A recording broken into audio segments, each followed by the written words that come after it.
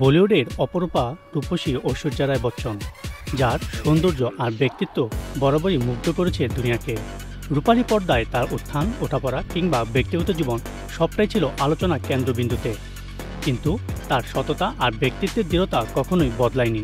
সম্প্রতি এক পুরনো স্ল্যাম বুক সামনে এসেছে, যেখানে তার মনের কথা ধরা পড়েছে একদম অকপটে।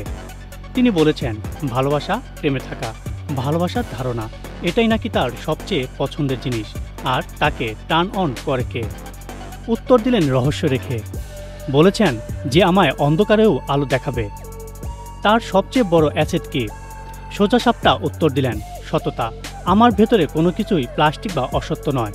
আর তার সেক্স অ্যাপিল, এক কথায় বললেন সহানুভূতি। তাকে কি বিরক্ত করে সেই প্রশ্নের উত্তর দিলেন একেবারে মন ছুঁয়ে যাওয়ার মতো। বলেছেন, মানুষের প্রকাশ্যে কাদা ছোড়াছুড়ি। স্টারডাস্ট ম্যাগাজিনের এই পুরনো স্মৃতি যখন আবার ইন্টারনেটে ভাইরাল হলো, নেটিজেনদের মুগ্ধতার শেষ নেই। কেউ লিখেছেন, আজও নিজের নেতৃত্বে অটল, 3 দশকের বেশি হয়ে গেল, তবু নিজের কথা বদলাননি। আবার আরেকজন বিস্ময়ে বললেন, এমন কোনো দিক নেই যেখানে উনি সুন্দর নন। আর সত্যি তো, রূপ, গুণ আর ব্যক্তিত্ব সব মিলিয়ে ঐশ্বর্য রায় বচ্চন যেন এক চিরকালীন মোহময়ী অধ্যায়।